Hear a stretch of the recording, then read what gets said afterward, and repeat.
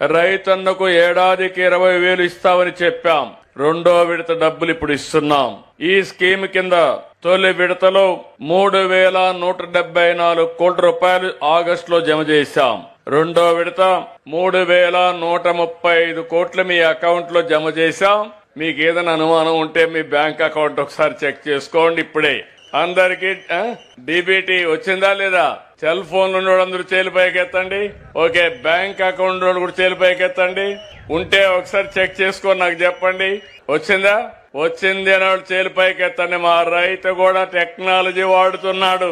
అందుకే ఈ కార్యక్రమంలో మీరు చూస్తే ఇప్పుడే ప్రధానమంత్రి గారు మాట్లాడారు. మీరు ఆ విషయం గుర్తుపెట్టుకోవాల్సిన అవసరం ఉంది. దానికంటే ముందు 46,85,838 మంది అన్నదాతలకి 14,000 చొప్పున ఈ కూటమి ప్రభుత్వం మీ అకౌంట్ లో జమ చేశాం.